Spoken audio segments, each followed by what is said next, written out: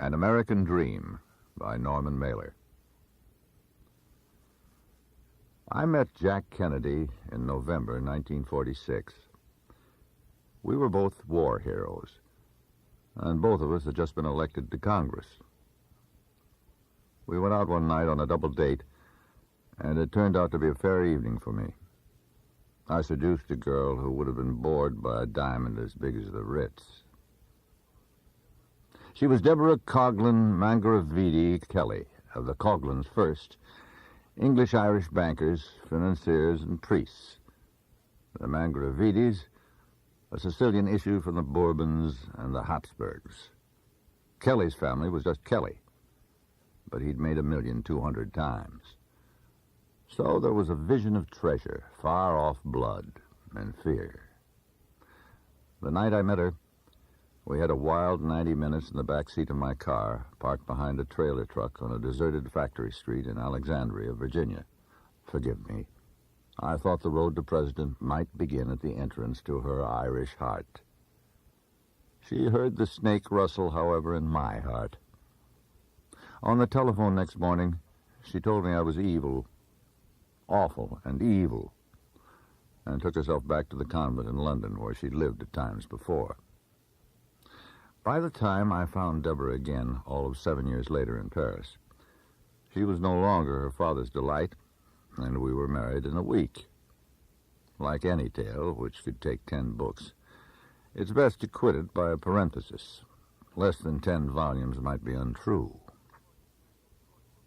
Of course, Jack has gone on a bit since those days, and I've traveled up, and I've voyaged down. But I remember a full moon the night we had our double date. The real difference between the President and myself may be that I ended with too large an appreciation of the moon, for I looked down on the abyss on the first night I killed. 4 men, 4 very separate Germans, dead under a full moon. Whereas Jack, for all I know, never saw the abyss. I was a stiff, overburdened, nervous young second lieutenant, fresh from Harvard. Death this night first appeared to me as a possibility, considerably more agreeable than my status in some further disorder. I really didn't much longer care whether I stayed alive. When I steered us up the hill, therefore, to get pinned down in a long, bad line, 100 feet from the summit, a modest twin dome, a double hill with a German machine gun on one knoll and a German machine gun on the other, I was so ready to die in atonement I was not even scared. I could feel danger withdraw from me like an angel, withdraw like a retreating wave over a quiet sea, sinking quietly into the sand. And I stood, and then I ran. I ran up the hill into the aisle of safety I felt opening for me, which is part of what captured that large decoration later, because the route I took was under the separate fire of each of those guns, and the two together could stitch you to a pulp. The fire was jagged, however. It was startled, and as I ran, I threw my carbine away, out 10 yards to the front of me, crossed my arms, and pulled a grenade from each shirt pocket, pulled the rings with my teeth, released the spoon handles, the fuse now lit, and spitting, and shot my arms out like the wings of the letter Y. The grenade sailed away in separate flights, and I had time to stop, turn around, and dive back for my carbine, which I had overrun. The grenades went off somewhere between 5 and 10 yards over each machine gun. Blast, blast, like a boxer's tattoo, 1, 2, and I was exploded in the butt from a piece of my own shrapnel, whacked with a delicious pain, clean as a mistress's sharp teeth going yummy in your rump, and then the barrel of my carbine swung around like a long, fine antenna and pointed itself at the machine gun hole on my right, where a great, bloody, sweet German face came crying, sliding, smiling up over the edge of the hole, and I pulled the trigger as if I were squeezing the softest breast of the softest pigeon which ever flew. He whimpered, "Mutter," one yelp from the first memory of the womb, and down he went into his own blood just in time, timed like the interval in a shooting gallery, for the next was up, his whole mate, A hard-avenging specter with a pistol in his hand and one arm off, blown off, rectitude like a stringer of saliva across the straight edge of his lip, the straightest lip I ever saw. German Protestant rectitude. Whap went my carbine, and the hole was in his heart, and he folded back the long arm with the pistol, back across his chest to cover his new hole, and went down straight and with a clown's deep gloom, as if he were sliding down a long, thin pipe. Then I turned and took on the other two coming out of the other hole. I fired. Then the platoon was up around me, shooting a storm into those two holes, and they were cheering, buzzing, kissing my mouth, pounding my back. Now I could go into more detail about the precise sequence of steps which left me, Stephen Richards Rojak, a young congressman in 1946, at the age of 26. The moves were not automatic, after all, but that would merely describe the adventures of the part which I, as a young actor, was playing. I could have had a career in politics if only I'd been able to think that death was zero. Death was everyone's emptiness. My personality was built upon a void. Thus, I quit my place in politics almost as quickly as I gained it. I wanted to depart before I was separated from myself forever by the distance between my public appearance, which had become vital on television, indeed nearly robust, and my secret frightened romance with the phases of the moon. About the month you decide not to make a speech because it is the week of the full lunar face, you also know, if still you are sane, that politics is not for you and you are not for politics. Now, that was a long time ago. Since then I had, as I say, gone up, and I had certainly gone down, and I had gone up and down. I was now at a university in New York, a professor of existential psychology, with the not inconsiderable thesis that magic, dread, and the perception of death were the roots of motivation. I was a personality on television and an author of sorts. I had also, as I indicated, become the husband of an heiress, and I had been most unsuccessful at that. In fact, I had come to the end of a very long street. Call it an avenue, for I had come to decide I was finally a failure. I had had a bad year this last year, and for a while it got very bad. I may as well admit that for the first time in my life I had come to understand there was suicide in me.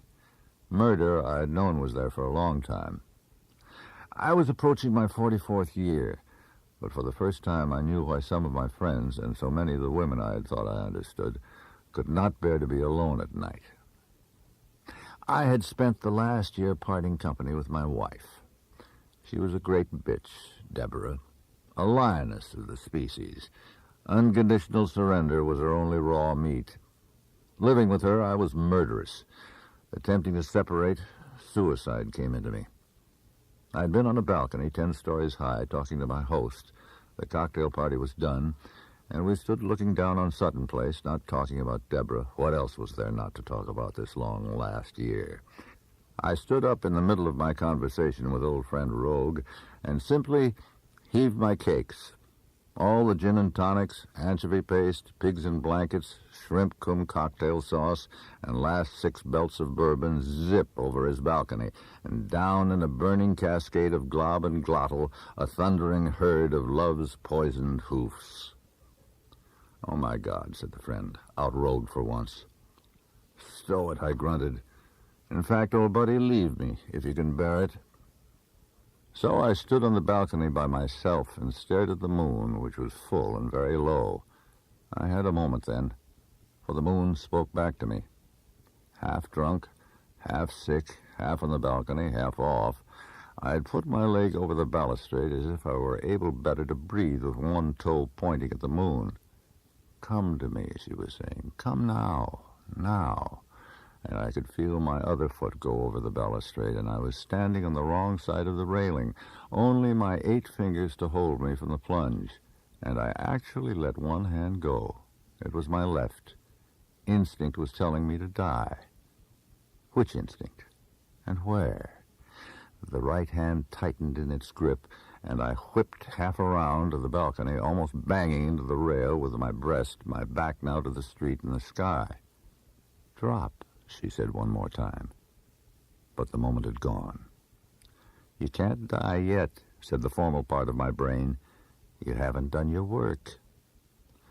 "Yes," said the moon. "You haven't done your work, but you've lived your life, and you are dead with it." "Let me be not all dead," I cried to myself, and slipped back over the rail and dropped into a chair. I was sick. I assure you I was sick in a way I had never been sick before. This illness now, huddling in the deck chair, was an extinction. I could feel what was good in me going away perhaps forever, rising after all to the moon, my courage, my wit, ambition, and hope.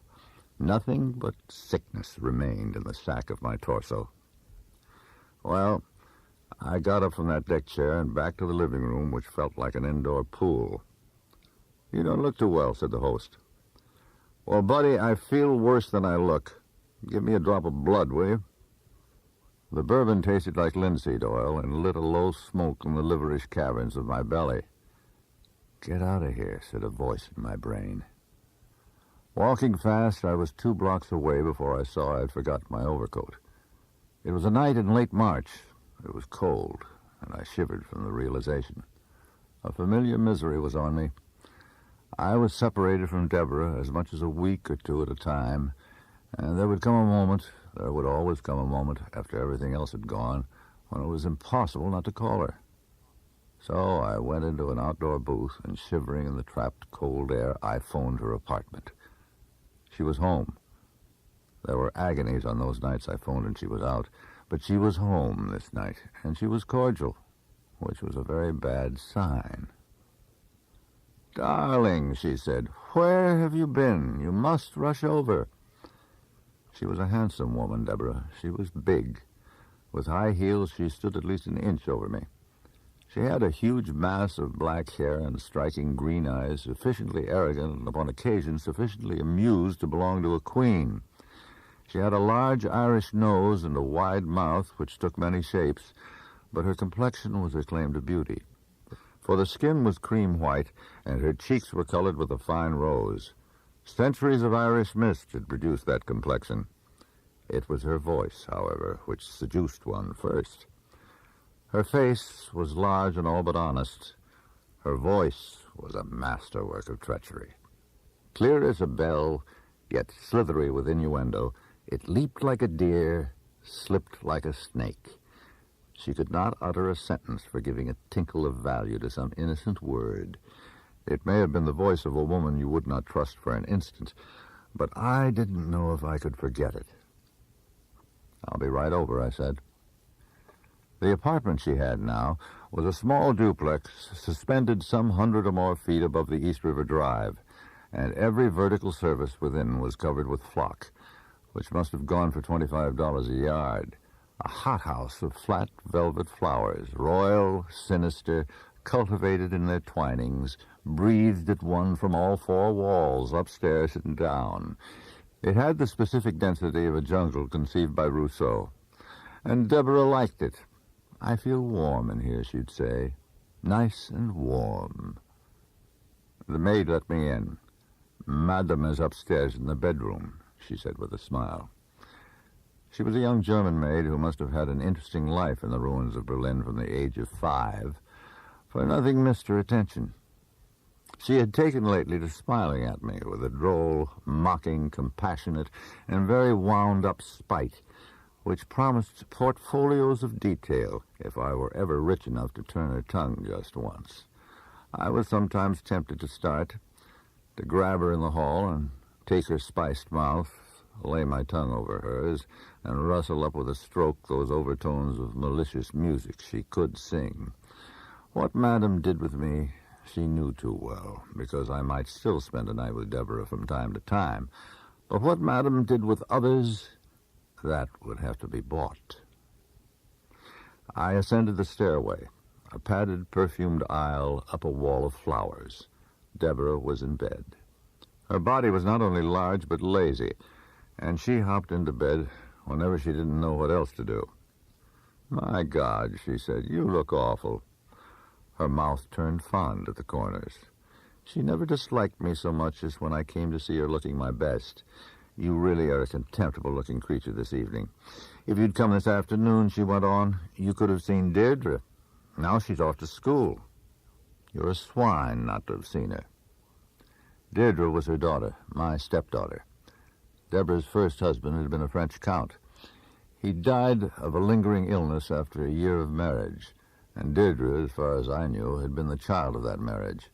A delicate, haunted girl with eyes which contained a promise she'd learn everything about you if you looked too long. I adored her. I had realized for years that being stepfather to Deirdre was the most agreeable part of our marriage. For that reason, I tried to see her as little as possible now. It's too painful, I said. God, you're a whimperer, said Deborah. Sometimes I lie here and wonder how you ever became a hero. You're such a bloody whimperer. I suppose the Germans were whimpering even worse than you. It must have been quite a sight. You whimpering and they whimpering, and you going pop, pop, pop with your little gun. Never had she gone quite so far before. How do you tell that story these days? Deborah went on.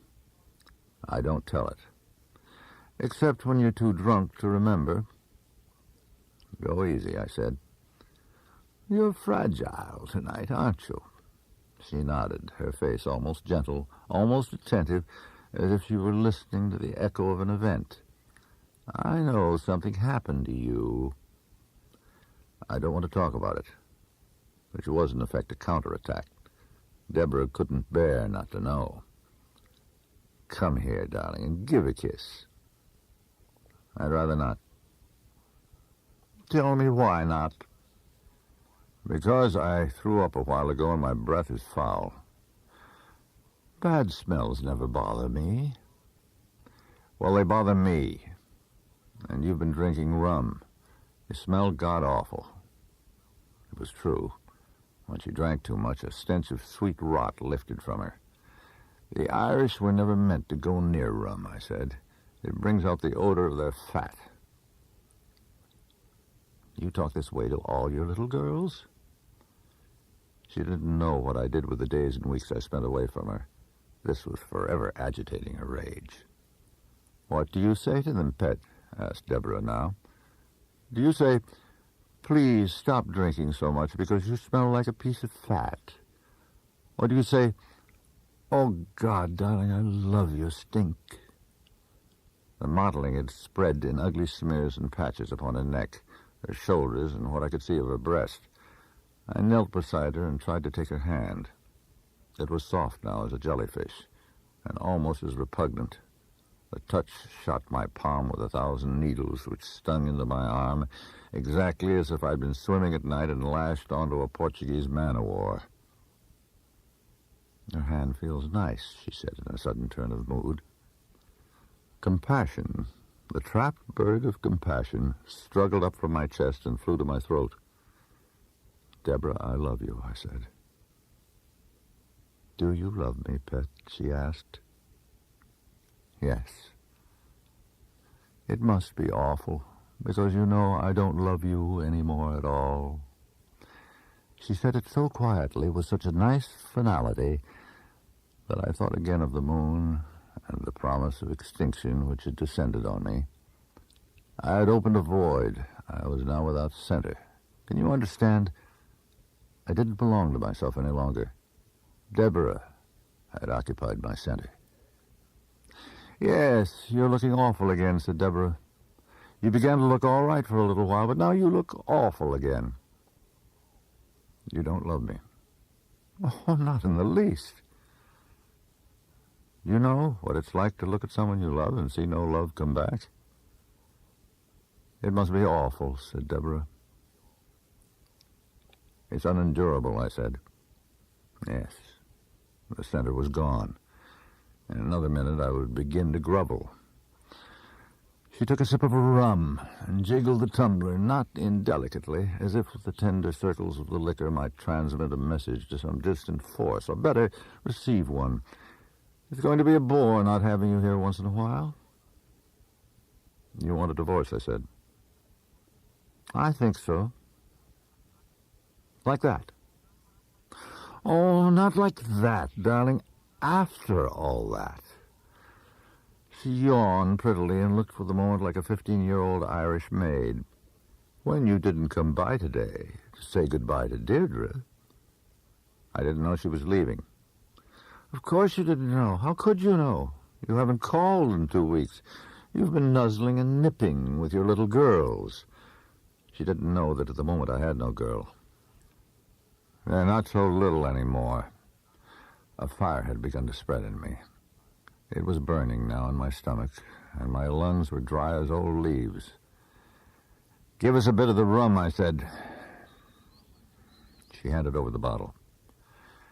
Well, they may not be so little anymore, but I doubt that, Pet. Besides, I don't care. How many do you have? I asked. At the moment, Pet, just 3. And you...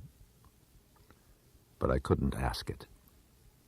Yes, darling. Every last little thing.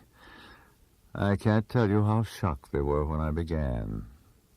One of them said, "Where did you ever learn to root about like that? Didn't know such things went on outside a Mexican whorehouse." Shut your foul mouth, I said. Lately I've had the most famous practice. I struck her, open-handed across the face.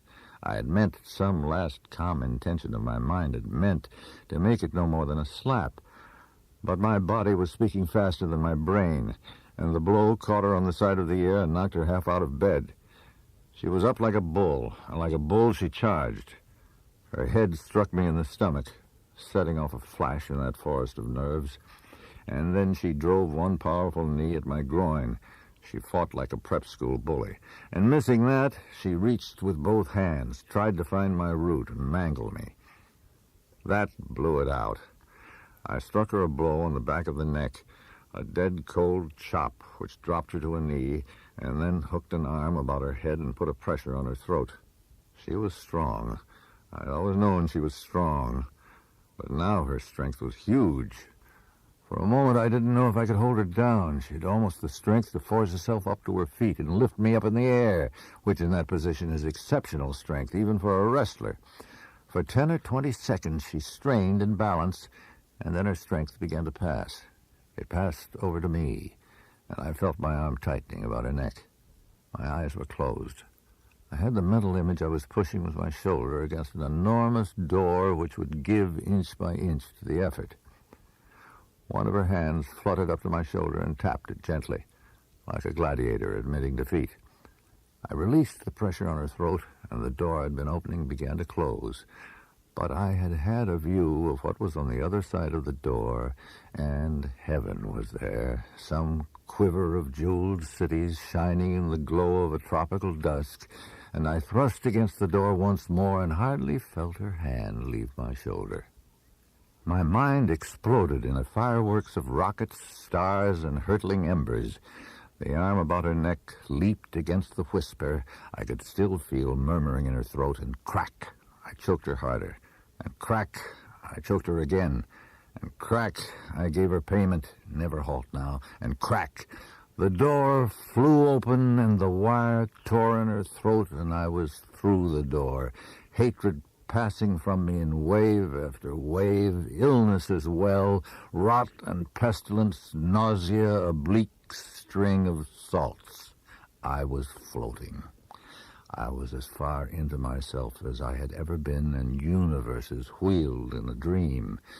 To my closed eyes, Deborah's face seemed to float off from her body and stare at me in darkness.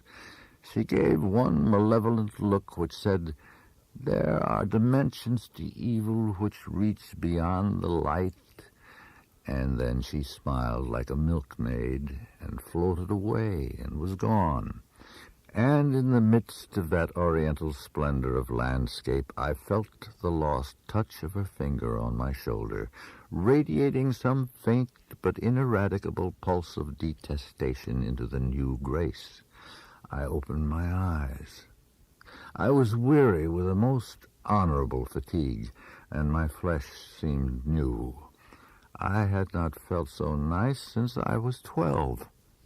It seemed inconceivable at this instance that anything in life could fail to please. But there was Deborah, dead, beside me on the flowered carpet of the floor, and there was no question of that. She was dead, indeed. She was dead. I came to and recognized I'd been lying in a half-sleep, resting beside Deborah's body for a minute or two. Or could it be 10 or more? I still felt good. I felt very good. But I had an intimation I must not think of Deborah now, certainly not now. And so I got up from the floor and went to the bathroom and washed my hands. I had a recollection of Deborah's fingers on my shoulder, and I stripped my shirt and washed my upper arm. I returned the shirt to my body with the devotion of a cardinal fixing his hat. Then I fixed my tie. I looked into the mirror, searching once again into the riddle of my face. I had never seen a face more handsome. It was the truth. It was exactly the sort of truth one discovers by turning a corner and colliding with a stranger. I quit the bathroom and returned to look at Deborah. But she was lying on her stomach, her face to the rug. I didn't want to turn her over just yet. The calm I contained seemed delicate. It was enough to stand near her body and look about the room. We had made a little mess, nothing broken, no debris. I walked to the window and looked down 10 flights to the East River Drive, where traffic was going by at a good full clip. Should I jump? But the question had no force. There was a decision to be made inside the room. I could pick up the phone and call the police, or I could wait. I was feeling good, as if my life had just begun. "Wait," said my head very directly to me. I knelt to turn her over. Her body made some rustling sound of protest, a muted whimper. She was bad in death. A beast stared back at me. Her teeth showed. The point of light in her eye was violent, and her mouth was open. I didn't feel a thing, which is not to say that nothing was happening to me. Like ghosts, emotions were passing invisibly through the aisles of my body. The verdict now came clear. I was not going to call the police, not now, not yet. Some other solution was finding its way up through myself. Something fierce for pleasure was loose. And I was out that door and strolling down the stairs. I crossed the hall, opened the door to the room where the maid must sleep, and pushed right in. The lamp by her bed was on. Fraulein Rute from Berlin was lying on top of the covers. We didn't say a word. She lay for a minute, half in sleep, half in stupor, and her tongue licked idly at my ear. Like a mother cat, she was teaching a new kitten how to listen. "Mr. Rojak," she said at last, with gutty, fleshy Berlin speech, "I do not know why you have trouble with your wife. You are absolutely a genius, Mr. Rojak." "A doctor is not better than his patient," said I. There was a wicked look of amusement in her face. "Oh, you are dreadful," she said, and pinched me a good mean German pinch where my belly was soft. Then she started uneasily. "Do you think your wife heard?" she asked. "I doubt it." "Are the walls so good?" She sat up now, her tricky breasts lolling nicely. "No, I feel not so easy now," she said. "Your wife could come in on us." She would never do something like that. It's not her style. I could feel a stillness from the room above. Rute was nervous. "Of course. You and Mrs. Rojak had a reconciliation." "Of sorts." "What a bad man you are. That's what woke me up, making a reconciliation with Mrs. Rojak. I was awake, and I was so excited. I can't explain it. Maybe your wife thinks you've gone home." "Probably. I hope the walls are good." "Let's try to sleep," I said. I wanted the light out. I had a rendezvous in the dark. Something was waiting for me. But the moment I turned the switch, it was very bad. My senses were much too alert. I got up. "When will you be back?" "Before morning." And you'll tell your wife you took a walk and came back and woke me up to let you in? No, I will tell her I left the door unlocked. I closed the door and went back up the stairs, up the aisle of that padded jungle, and entered Deborah's bedroom again with the expectation that somehow she'd be gone. There was the body. It struck my sight like a shelf of rock on which a ship is about to smash. A first rat's panic began to gnaw. "Keep cool, you swine," said a contemptuous voice in me, all but an echo from Deborah. Then it came simple as that, the simplest solution of all. And I smiled in terror, for it was also the boldest choice. Was I brave enough? I sighed. If I missed on this one, it was the electric chair for sure. I put my hands under her hips. Her bowels had voided. Suddenly I felt like a child. I was ready to weep. I hesitated. And then, since there was nothing to do but go on, I went to the bathroom, took some paper, and cleaned Deborah. It was a discipline to be thorough. Then I disposed of the waste, listening to the hound sigh of the closet water, and came back to look out the open window. No, not yet. First I turned off the brightest lights. Then, in a panic of strength, like the desperation to get out of a burning room, I lifted her up. At what a cost I lifted her up. Her body was almost too heavy. Or I was that empty with fright, and balanced her feet on the ledge. It was harder than I thought. And with a fever that no one see me at the open window now, not this instant, no. I took a breath and thrust her out and fell back myself to the carpet as if she had shoved me back. And lying there, I counted to 2, to 3. How fast, I do not know. Feeling the weight of her flight like a thrill in my chest, and heard a sound come up from the pavement all 10 stories below, a flat, surprising, loud and hollow thump, as car brakes screamed and metal went colliding into metal with that howl of a shape which is suddenly collapsed, and I stood up then and leaned out the window and looked, and there was Deborah's body, half beneath the front of a car, and a pile-up of 3 or 4 behind, and traffic screaming to a halt on back, all the way half a mile back, and I howled then in a simulation of woe, but the woe was real. For the first time I knew she was gone, and it was an animal howl. One scalding wash of sorrow, and I felt clean. I went to the telephone, dialed O, asked, "What is the number of the police?" The operator said, "Just a minute, I'll get it for you." And I waited for 8 long rings while my nerve teetered like a clown on a tightrope, and a cacophony of voices rose all 10 stories up from the ground. I heard my voice giving my name and Deborah's address to the mouthpiece, and that voice of mine then said, "Get over here right away, will you? I can hardly talk. There's been a frightful accident."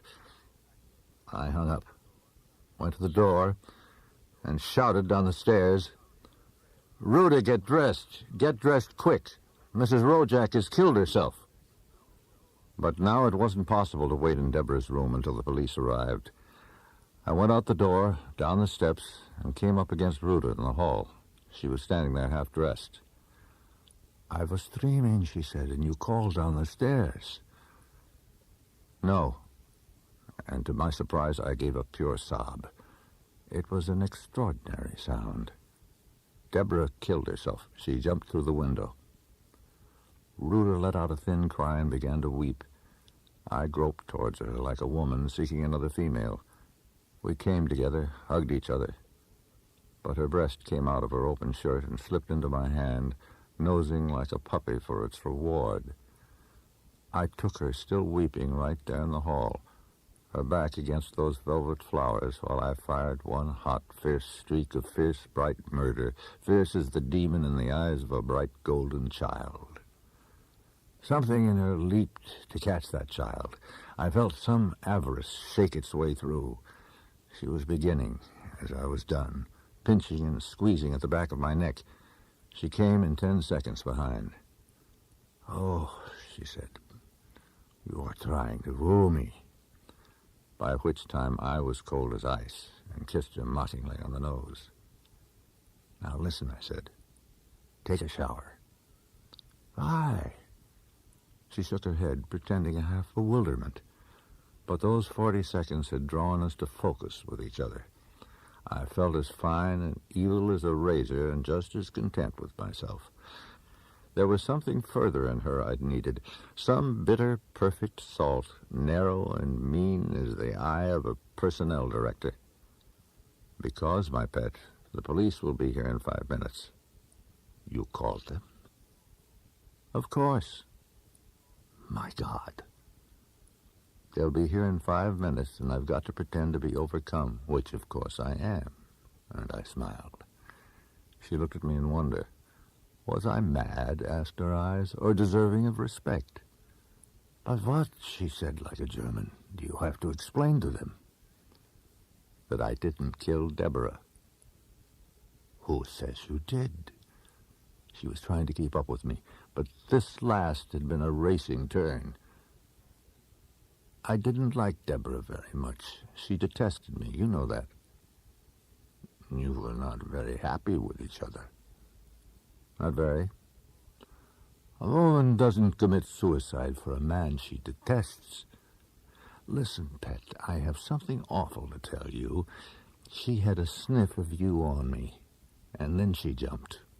Like that, before my eyes." "Mr. Rojak, you are hard as nails." "Hard as nails." I pinched her shoulder a little. "Are you?" "Yes." "Let's get out of this together. Then we have fun." "I'm scared," she said. "When the police talk to you, tell them the truth, except for one obvious detail. Obviously, there was nothing between us." "Nothing between us." "You let me in tonight, a couple of hours ago. You don't know the time exactly, a couple of hours ago. Then you went to sleep. You heard nothing till I woke you up." "Yes." "Don't trust the police. If they say we were having an affair, deny it." "Mr. Rojak, you never laid a hand on me." "Right." I took her chin between my thumb and forefinger, holding it as if precious. "Now, the second line of defense. If they bring me down to see you, or bring you up to see me, and you hear me say we went to bed tonight, then agree. But only if you hear me say it." "Will you tell them?" "Not unless there's evidence. In that case, I'll tell the police I wanted to protect our mutual reputation. It'll still be all right." "Shouldn't we admit it from the start?" "More natural to conceal the fact." I smiled. "Now, wash yourself, quickly. If there's time, get dressed. And look." "Yes." "Make yourself plain. Comb out your hair, for God's sake." With that, I quit the apartment. The elevator would take too long, but I rang anyway.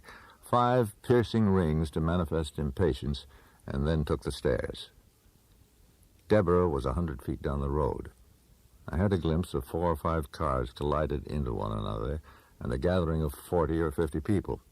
A magnesium flare had been lit, and it gave off the white, intent glare which surrounds working men doing serious work at night. 2 police cars flanked the scene, their red lights revolving like beacons. In the distance, I could hear the siren of an ambulance, and in the center was that numb, mute circle of silence which surrounds a coffin in the center of a room. I could hear a woman weeping hysterically in one of the automobiles which had collided. There were the short, rapt, irritable tones of 3 big men talking to one another. A professional conversation, 2 police and a detective, I realized, and farther on, an elderly man with dirty gray hair, a large nose, an unhealthy skin, and a pair of pink-tinted glasses was sitting in his car, the door open, holding his temple and groaning in a whining, gurgling sound which betrayed the shoddy state of his internal plumbing. But I'd broken through the crowd and was about to kneel at Deborah's body. An arm in a blue serge sleeve held me back. "Officer, that's my wife." The arm went down suddenly. "You better not look, mister." I stayed between the police photographer, who was getting ready to take more pictures, and the medical examiner, who was opening his satchel, and still on my knees, touched my face to hers, being careful to catch some of the blood on my hands, and even as I nuzzled her hair with my nose, a streak or two more on my cheeks. "Oh, baby," I said aloud. It might have been good to weep, but nothing of that sort was even near. No, shock and stupor would be the best I could muster. "Are you the husband?" a voice asked in my ear. "Yeah," I said, and looked up. He was about 5'8" in height, almost slim, with a hard, clean face and the sort of cold blue eyes which live for a contest. "Your name?" I told him. "Mr. Rojak, there's a series of directly unpleasant details to get through." "All right," I said dumbly, more than careful not to meet his eye. "My name is Roberts. We have to take your wife to 400 East 29th, and we may have to call you down there to identify her again, but for the minute now, if you just wait for us." I wandered down the line of banged-up cars and discovered that the unpleasant elderly man with the pink-tinted glasses was still moaning. There was a young couple with him, a tall, dark, good-looking Italian and a blonde girl he had with him. She had one of those perfect American faces, a small-town girl's face with the sort of perfect, clean features which find their way onto every advertisement and every billboard in the land. She looked at me with an open, small-town concern. "You poor man, your face is covered with blood," she said, and took out her handkerchief and dabbed at my cheek. "Hey, Cherry," said her friend, "go up front, talk to those cops, and see if we can get Uncle out of here." Studiously, he was avoiding me. "Let it be, Tony," she said. "Don't look to draw attention." And the uncle groaned again as if to begrudge me my attention. "Thank you," I said to her. "You're very kind." "I know you," she said, looking carefully at my face. "You're on television." "Yes." "You have a good program." "Thank you." "Mr. Rojak," the detective was calling me. "What's your name?" I asked her. "Don't even think about it, Mr. Rojak," she said with a smile and turned back to Tony. And now I realized the detective had seen me chatting with nothing less than a blonde. "Let's go upstairs and talk," he said.